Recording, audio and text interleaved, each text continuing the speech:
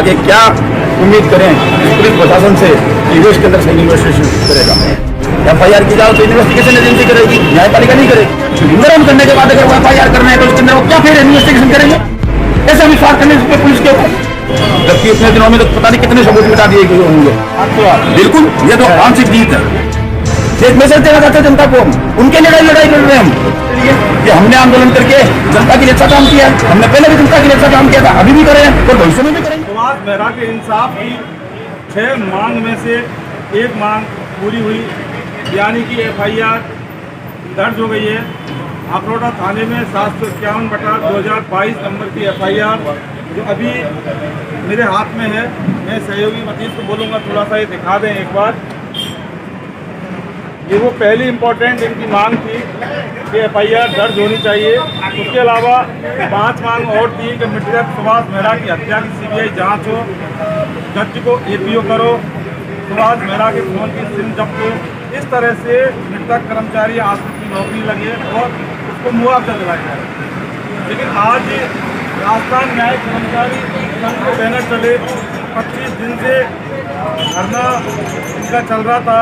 जयपुर बंद था 25 दिन से और पिछले 13 दिनों से राजस्थान की तमाम अधीनस्थ न्यायालयों का काम बंद था। हम जानेंगे, हमारे साथ संघर्ष समिति के अध्यक्ष योगेश मेहर अभी मौजूद है इस समय और करीब 4 दिन से ये दौरे पे चल रहे थे। तो आज इनसे मेरी मुलाकात हुई, इनसे बात करेंगे कि आगे अब इनको क्या करना चाहिए, कब ये काम पे लौटेंगे, क्योंकि एक FIR दर्ज हो गई और आगे इनकी क्या रणनीति है। और क्योंकि जनता वाकई पहले भी परेशान थी, आज ही परेशान है और अगर इस तरह से इनका काम बंद रहा तो जनता फिर भी और भी ज़्यादा परेशान होगी। योगेश मेहर से FIR दर्ज हो गई है, काम पे कब जाओगे? देखिए शर्मा जी, अभी तो FIR दर्ज हुई है। हमारी जो 6 मांगे थी, 6 में से सिर्फ एक पूरी हुई है। FIR दर्ज करने से सब कुछ नहीं हो जाएगा और ये बड़ी विडंबना है इस न्यायपालिका के कर्मचारियों की। एक कर्मचारी की हमारी हत्या कर दी जाती है और उसको FIR दर्ज कराने के लिए 25 दिन तक धरने पर बैठना पड़ रहा है। तो हम आगे क्या उम्मीद करें इस पुलिस प्रशासन से कि वो इसके अंदर सही इन्वेस्टिगेशन करेगा, क्योंकि हमें बिल्कुल विश्वास नहीं है पुलिस प्रशासन पे। मैं माननीय चीफ साहब का धन्यवाद अदा करता हूं जिनकी वजह से ये FIR तो दर्ज हुई है। लेकिन अब हमारी अगली मांग ये है जो हम पहले से करते आ रहे हैं कि इसकी CBI जांच हो, क्योंकि CBI एक स्वतंत्र एजेंसी है। मेरी बात सुनो, आपको न्यायपालिका पे भरोसा तो है ना? हमें न्यायपालिका पे पहले भी भरोसा था, आज भी भरोसा। FIR की जाँच कौन करता है? FIR की जांच तो इन्वेस्टिगेशन एजेंसी करेगी, न्यायपालिका नहीं करेगी। तो एजेंसी जब करेगी तो उस पर थोड़ा सा आपको भरोसा नहीं है कि इन्वेस्टिगेशन एजेंसी पे? देखिए, आज 24 दिन बाद में जब FIR होती है, कमिश्नर साहब हमारे को 5 दिन तक इधर उधर घुमाते हैं और उसके बाद प्रेशर आता है कोर्ट प्रशासन से माननीय चीफ साहब के द्वारा, तब वो FIR करते हैं। इतने लिंगर करने के बाद अगर वो FIR करना है तो उसके अंदर वो क्या फिर इन्वेस्टिगेशन करेंगे?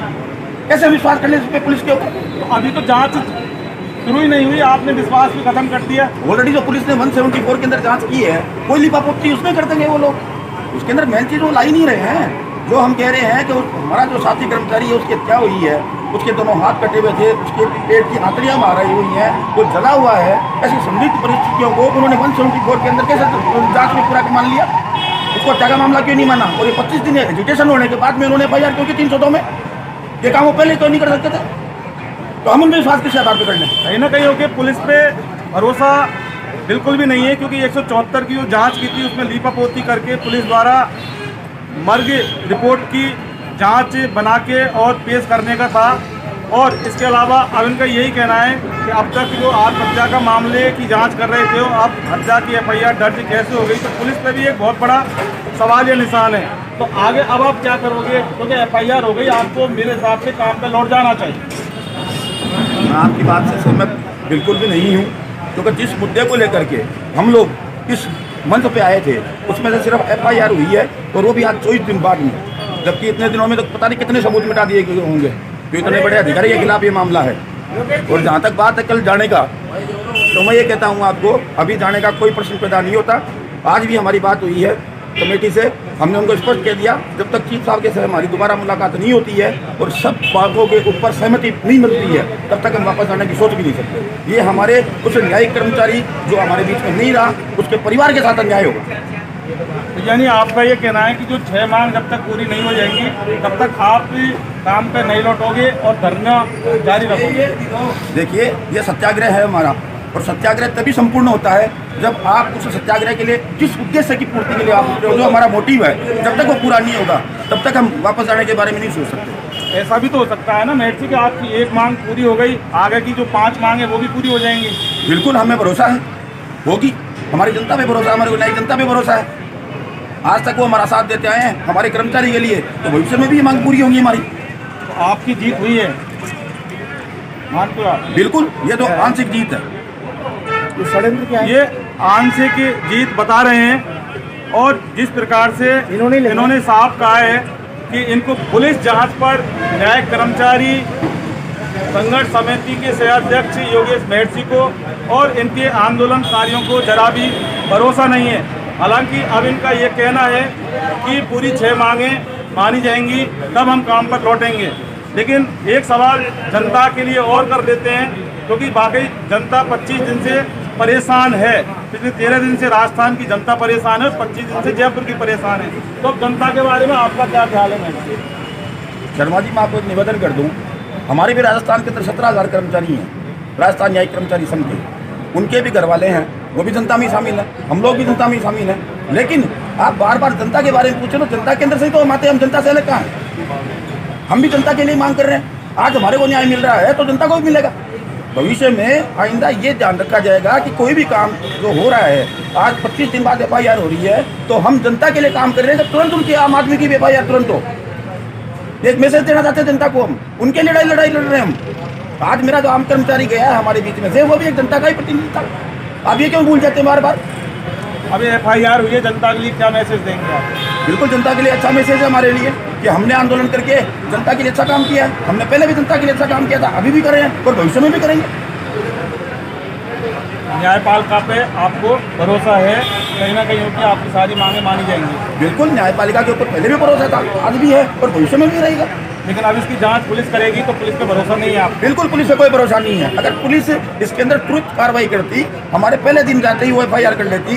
जब हमारा मृतक कर्मचारी है जो दुनिया में नहीं रहा, उसकी माँ, बूढ़ी माँ, उनके घर में कोई उनको खिलाने पिलाने वाला नहीं है, वो रोने गए थे उनके पास में, तब उनको भगा दिया डरा करके। तब हम लोगों को मैदान में उतरना पड़ा, क्योंकि हम भी उसी परिवार के सदस्य हैं। आज मेरा प्रत्येक न्यायिक कर्मचारी हमारा परिवार का सदस्य है, और उसके लिए हमारा कर्तव्य बनता है कि उसकी हर संभव मदद करें।